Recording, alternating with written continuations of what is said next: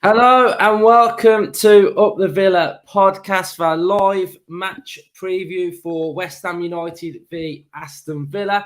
So in the comment sections, get involved on all of the different topics that we discuss on this episode. Drop this video a like. And yes, subscribe if you are new. Joined by Justin. How are you, mate?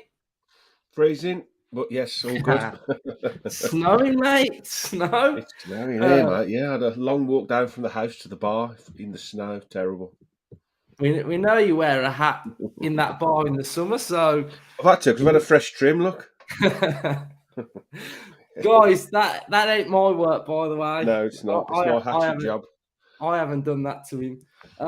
So we'll kick it off then, starting with. I don't think we've mentioned Boubacar Kamara's injury since the debrief, so it's a big blow for Villa. We know he's crucial to the double pivot, and we know that he's just crucial to everything that Villa are doing in the middle of the park. So he's going to be a massive, massive loss. But it's time for someone to step up and make that shirt their own for the next 5 or 6 games. I think Chambers, when he came in against Palace, did good, to be fair. I mean, when he went on that long busting run, and I was like, bloody hell, where's he going? But yeah, so I think Chambers can play there. Did you say Dendoncker would just miss that game? He missed the last game apparently because of a family issue. I think I'm sure I read that it wasn't an injury thing; it was a personal issue. So it'd be interesting to see in the press conference what he says about that, because I'm sure he'll be asked about Dendoncker. Yeah, so it is going to be a big, big blow. It's unfortunate for Kamara because he's already had that injury sort of, a couple of games in, didn't he? So frustrating for him, and it will be a big miss, but, we've just got to get on with it, haven't we? And I think the one point that I would like to make about Kamara being out is, in years gone by, it's like, one of our best players out injured, and it's like we're done for. But I feel, at least I know with Emery, that the player that comes in and plays that specific role, on Sunday and for the next games, he's going to be drilled. He's going to be, drilled on how to play and certain things that's going to be expected. So I feel like we'll be all right. How are you feeling about Kamara?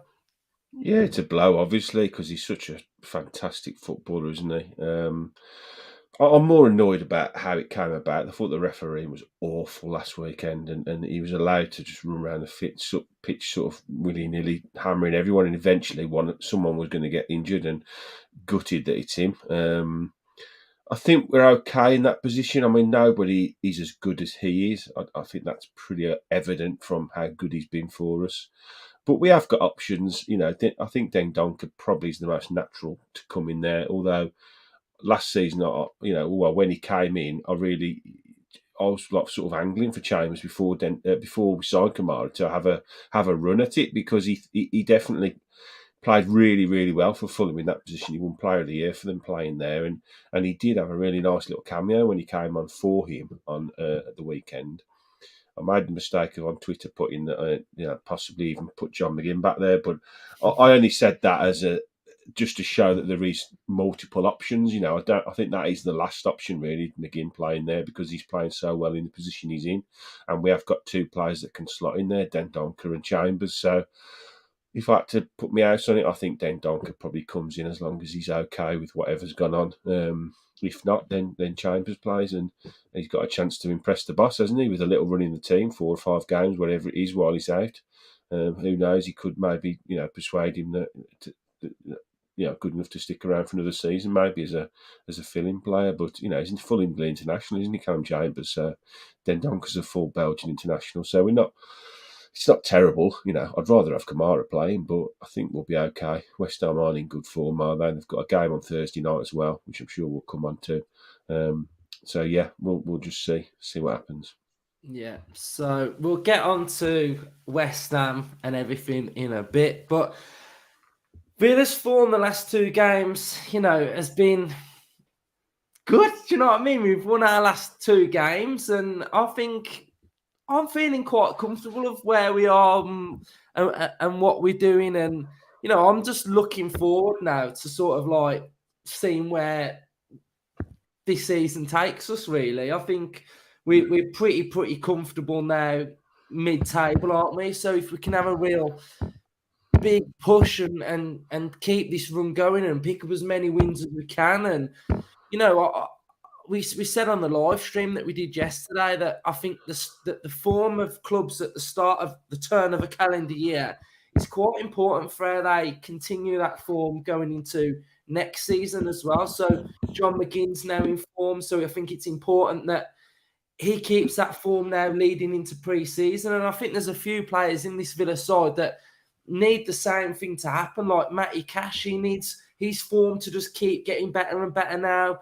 Watkins' goal return, keep seeing Ramsey getting better. So I think even though you could look at the table and think, yeah, we might miss out on Europe or this might not happen, it's still important that some of these players have a real good end to the season.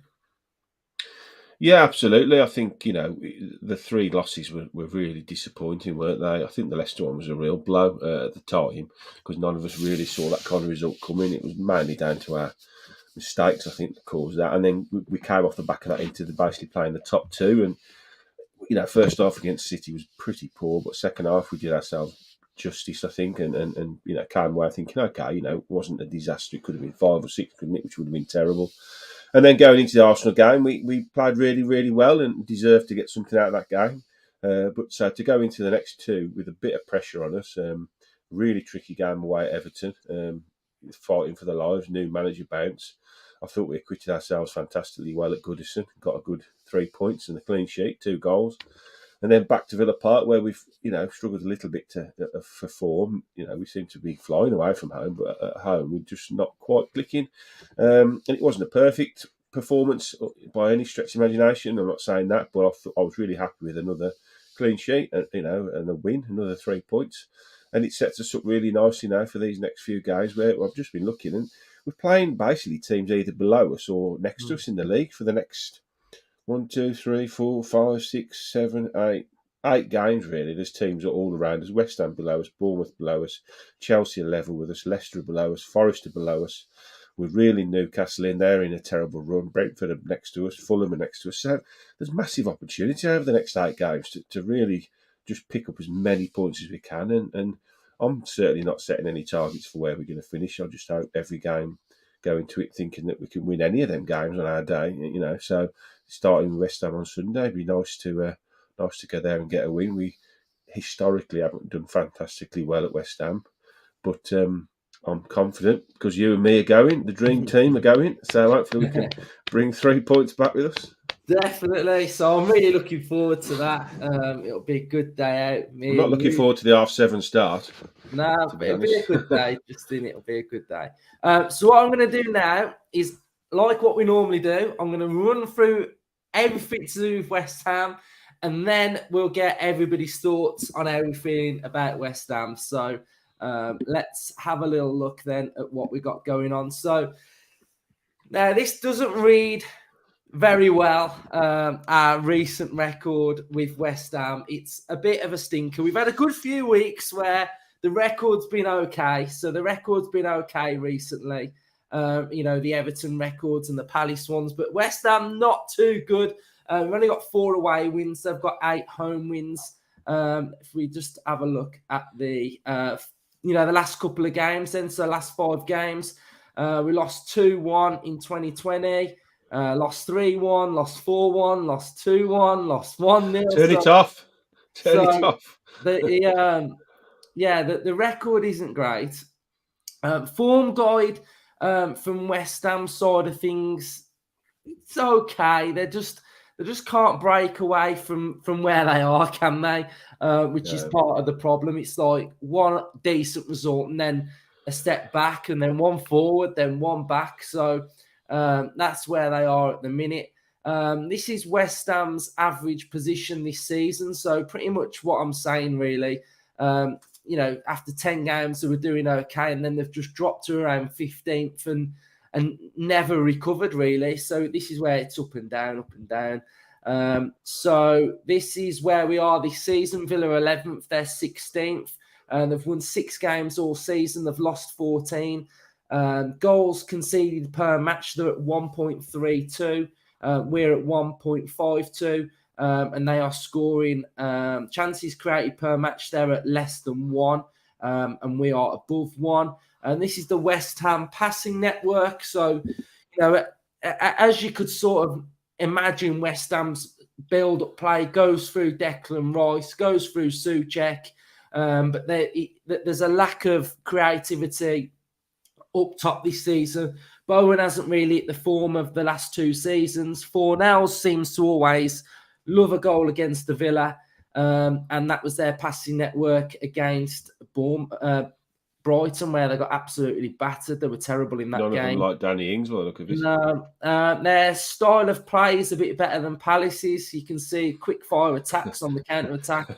No one's is worse than Palace's, Luke. No, it's slightly better than Palace's. This is where West Ham are attacking wise, predominantly down the right hand side with Bowen.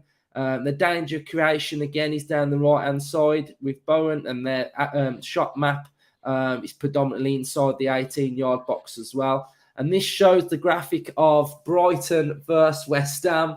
And Brighton are the top ones, by the way, and West Ham are the bottom. So, why I put this in there is that we know that Brighton play possession-based football. So I do imagine Villa to have quite a bit of the ball against West Ham. So if the game's anything like that, then I can imagine Villa having quite a lot of the ball. And then this is some of the stats from this season. They've only scored 23 goals this season, conceded 33. Their average possession is what I'm saying as well. He's only at 43% as well. So if that's anything to go by, I'd imagine that Villa are going to get plenty of the ball. I have been watching a lot of the West Ham fan channels this week, and they are all saying he's lost the fans. The away fans turned at Brighton. They're fuming. They hate the football. The atmosphere is pretty toxic there now. They just want him gone, but the board don't want to sack him. So they're sticking with Moyes. They're not creating that many chances. They're not playing that great. So it's all down to Villa to rock up and put in a really, really good away performance like we do and like we can do. And I think if we can really get the early goal in this game, then I think we can win this game. Justin, how are you feeling? Yeah, a lot to take in there. Yeah, I agree. I'm confident we can go there, and I think we can win the game. I really do. Their form has been poor. The only highlight was that 4-0 home win against Forest, but Forest are, technically the worst away team in the league, and I think it was just a bit of a purple patch in that game. They struggled to break them down in the first half, and then they got the first in the second half, and they just had a sort of 10-15 minute spell when they just destroyed them and everything went for them. Since then, they've lost to United and then lost to Brighton. I think that Brighton defeat hopefully will be a real catalyst for them, and for us to go there and hopefully get confidence to play similar way to Brighton. We do like possession, we do like playing out from the back. That's what we're going to continue to do, and we've got to go and exploit their weaknesses really, and exploit their lack of confidence. They've got a huge game on Thursday night in the Europa League, or the Conference League. I don't know which one they're in. I can't remember. And it's probably a game they could do without. They've got to travel over there. They've got to travel back. They've got 1 or 2 injuries. They're taking a couple of players that aren't fully fit or just coming back. I was reading just before we came on the air. So they might have to take a risk. It'd be interesting to see how strong he goes, because whilst they're not, they are the 16th. I mean, they're still massively in the fight for the bottom, So I do wonder whether he'll go a little bit weaker, maybe with one eye on the Villa game on Sunday, because I think that's more critical for them. But when a manager's up against it, you'd like to think that we're the team that are going to go and hopefully put the final nail in the coffin, hopefully, and be the team that the owners decide, okay, enough's enough, let's fire him. That's what I'm hoping to go there and do on Sunday, be the team that finishes Moyes' reign off at West Ham, because like you say, the fans, if you go on Twitter and put any West Ham hashtags in, they're not happy at all. So if we can go there, start really well in the first 10-15 minutes, retain the ball really well, put a lot of pressure on them, dominate the ball, dominate possession, and get a goal in the first 15, 20 minutes, and they look really clueless, then the fans are going to turn. They're going to turn quite quickly. So it could be I bet there's a probably percentage of West Ham fans that probably maybe even thinking, well, if Villa do beat us, then at least we can maybe get a new manager in and try and get away from the bottom. Because if they've really had enough of Moyes, then one more loss, hopefully for them, and they can maybe then think about turning the season around under a new manager. So hopefully we're the team that are going to do it. Yeah, and I think you see, whatever team they play in Europe on Thursday, they always tend to struggle, don't they? On that Sunday, they're Moyes never has said that, hasn't he? He said that they struggle after Europe as well. yeah. So I think all I expect from Villa is to just do what we normally do away from home. I think if we can do that, then I think we got more than enough to get something from the game. We've had a question about the central midfield. Where's that one? I really worry about our setup without Kamara over the next month, as he's pivotal. He Yeah, is, no question. do you know what I mean? He's that good for us, isn't he? So I He think is. You can't get away from the fact that he's a real critical. There's certain players in that team now, the first 11, that you really would rather not be without. I think Ollie Watkins is in that category now. Kamara is, Tyrone Mings is, and the keeper. I think those four really are the players that every week you really want them in the starting 11. But it is what it is, isn't it? We're without them. We've got to become a team that doesn't miss its better players, and that's what we're trying to get to, and that's going to take time to have player like for like swaps in. Only really the top 3 or 4 teams in the league can really bring a player in that's as good as one of your best players. So when we are at that point, when we lose a player like him and we bring in a very similar player to replace him, then crikey, we're going to be really motoring by that point. So it's undoubtedly a miss, and are they really that strong in that area? They've got Paqueta, haven't they? Bowen and Benrahma, who are very up and down. So it might not be the worst game to have him missing in. I don't know. I think we'll find that. Well, the answer will be on Sunday, won't we? But I'm confident in Dendoncker, if I'm honest. I think he's experienced enough. He's played enough, and he probably deserves a little run in the team, to be honest. Well, I think this game for me is going to be it's going to be won in midfield again, because you look at where West Ham are strong. They're strong in central midfield with Declan Rice and Souček, and the problem that they've been having is that they're really struggling to get the ball out to their creative players. So, it is a blow that we've got one of our best central midfielders out. But I do think with this system that we are playing at the minute, because we do play with sort of 4 actual central midfielders, Ramsey, McGinn, Louise, and Kamara, then we are a little bit tuned on in central midfield. You see how McGinn plays as well. So I think if McGinn can have a big game and help support out a little bit more in midfield, then I think we'll be okay. My worry going into this is if we've got Bailey in the side, because I don't know. I'll be worried if Bailey was in the side against West Ham. I don't think he will. I don't think he'll start. I think, like you say, I think the 3 that play ahead of whoever's, Louise and whoever plays in that other 6 role will be McGinn, Ramsey, and Buendia, who all are midfielders, aren't they? Especially the 2 first. McGinn and Ramsey are 100% sort of centre midfielders. So they've got enough in their game, and the way they play and the way they're asked to play, especially away from home, is just be a little bit more careful going forward and time. Don't bomb forward willy-nilly. Make sure that you time your runs forward, and whoever does go, the other one has to sit in and make sure they shut the shop up at the back, don't leave the back door open. And I think they're learning week on week, aren't they, how to play this system under Emery. And I'm very confident that Emery will have a plan, to be honest. He knows Kamara's missing. He knows what he brings to our team. Yeah. He knows what areas he'll have to sort of, enhance, if you like, to make sure that we don't miss him as much as we do. And I'm sure he'll do it, to be honest. I've no doubt. Yeah, me too. In the chat, if you want to fire some questions our way, and we will answer some of your questions. So what would you say? What's your score prediction going to be then, Justin? I'm pretty confident now. Our away form, barring the City result. It's been fantastic, hasn't it? You know, we've won some great games, and I think he'll be going there to win the game. And I like to think we can maybe win it by 2 goals, so 2-0, 3-1. I think is a fair reflection of where we're currently at the moment. I think Watkins will be bitterly disappointed he didn't bag last week to continue his run, especially the chance he got handed to him on the plate. It was a lovely ball through, wasn't it, from Wendy? And it showed weirdly, the confidence was in his first touch of a player in top form. And then when he'd done the hard work, all he had to do was slide it in. And I just couldn't believe he'd put it wide, to be honest, in the form he's in. So I'm confident he'll be definitely looking to sort of bag again on Sunday. And I think we're in good form. I really do. I think these 2 games are great. We've got nothing to lose, everything to gain, everything to go for. West Ham are in a real dogfight now at the moment. So the pressure is massively on them. And I think this is a real cautionary tale as well for where we want to get. I think a lot of people want us to get in Europe this season. And there's 100%. If things really go our way, then we could nick into Europe at the end of this season. There's definitely a slim chance of that happening.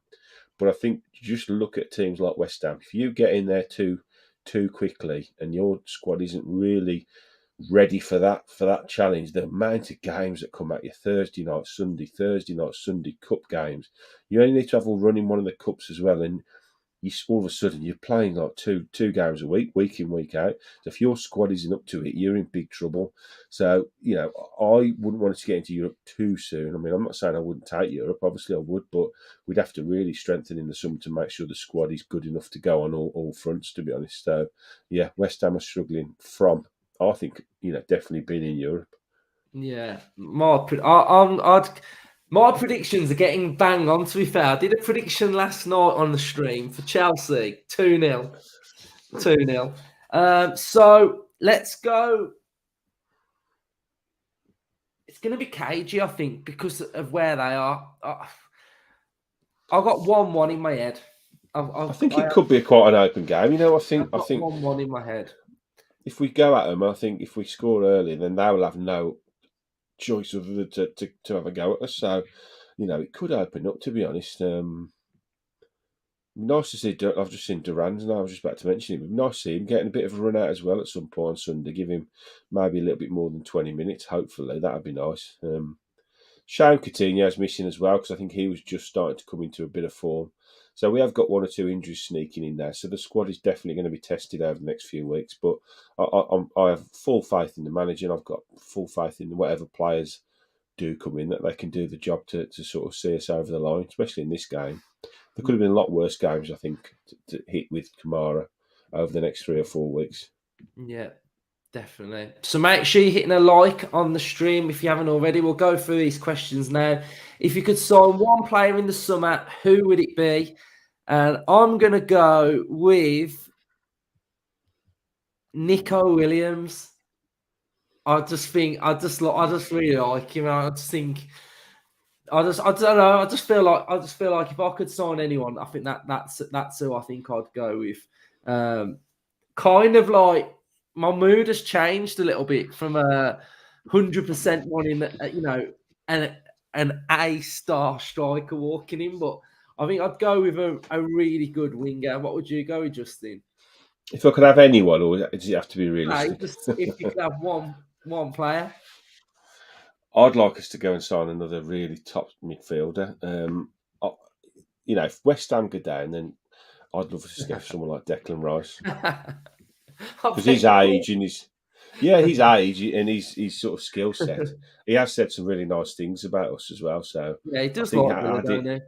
And this is what we're saying about strength in depth. You know, he can play, you know, in 1 or 2 positions as well. So he'd be a fantastic pick-up, wouldn't he?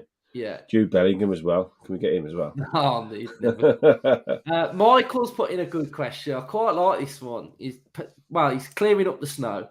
But do you think where you sit at Villa Park has an influence on how fans view the game? Moaning mostly coming from behind the goals. Now, I sit behind the goal in the Holt end. So I've always, if someone said to me, you can sit anywhere, where would you sit? I would always choose to sit behind the goal, because I feel like I can see the shape of our team moving around from behind the goal. So when I see us playing out from the back, and I think it's all right. So I do think it does make a difference where you do see the game from. I think another thing is, I think sometimes when you're watching a game on TV, you don't see the full shape of the team, or you don't see space. Whereas when you're watching on TV, really, if the camera angle pans, you're only seeing that sort of, you might not be seeing what's happening off the ball. So I do really think that it does make a difference where you sit. What's your vibe, Justin? Because you sit on the side, don't you?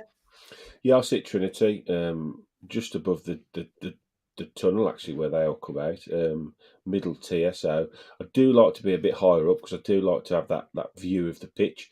I had a really good seat actually at Man City away. You're quite high up there in the gods, and you do get a really good.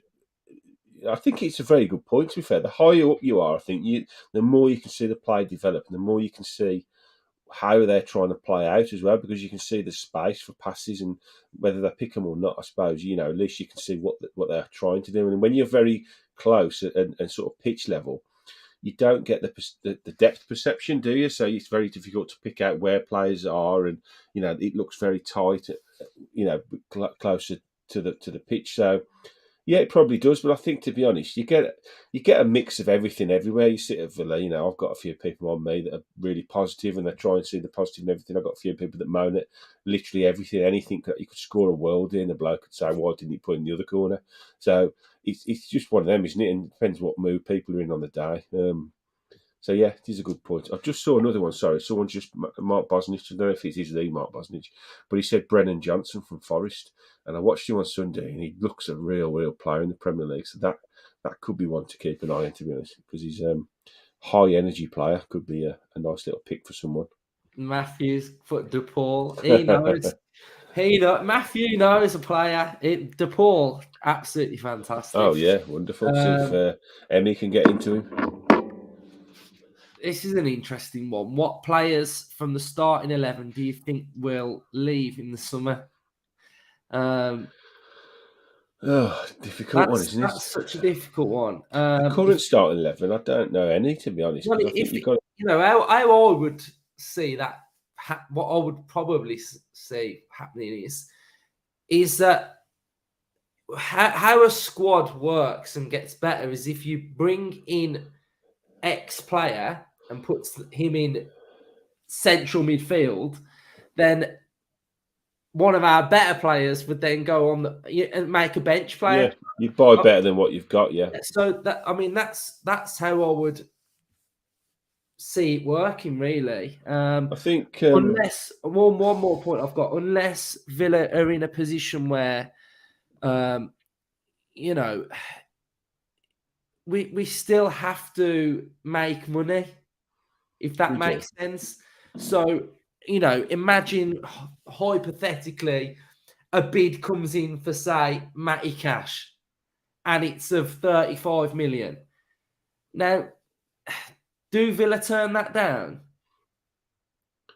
Well, it's a Danny Ings situation, isn't it? When a bid comes in, you take each bid on its merit, and I suppose it's a manager's discretion whether he feels the money's right, what he feels that player brings to the team, whether he feels he could get a replacement for that player. And I suppose ultimately they're all replaceable, given the right income and the right player to come in to replace them. I don't know. I think, there was a big question mark over Emi Martinez, but I think he's put that to bed with that little interview he did. I think he's definitely going to be here next season. Cash, possibly. I know one or two Italian clubs, I think, were sniffing around him at one point. So, there could be. You just don't know, do you? I think of the current starting 11, I don't think any of them, I would think, all 11 would be here next season, at least. Yeah, me too. Yeah, that's pretty much how I see it, really. I don't really. I don't know. I just don't really see any of them going. But yeah, so we've done our score predictions then. So I think we will leave it there for this one. We'll be back tomorrow for our predicted lineup episode. So that'll be out tomorrow. We'll have our press conference. If any of you haven't, I'm going to plug it. If any of you haven't subscribed to my second YouTube channel, go ahead and do it. We got watch-alongs. I'm talking about loads of different clubs like Brighton. We're doing new concepts like the kickoff, where we preview the weekend's action. We've got full time, where we look back at the weekend's Premier League games. We've got watch-alongs.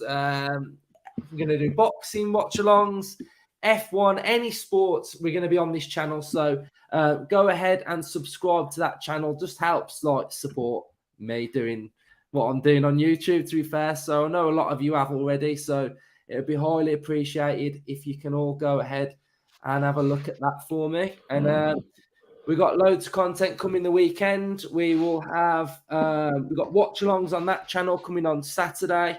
And then we've got all of our content coming from West Ham. So, yeah, should be a good one, shouldn't it, Justin? Excellent weekend ahead. Looking forward to the game. Bringing 3 points back to Villa Park. Right, cheers everyone for watching, and drop a like and up the Villa. Up the Villa.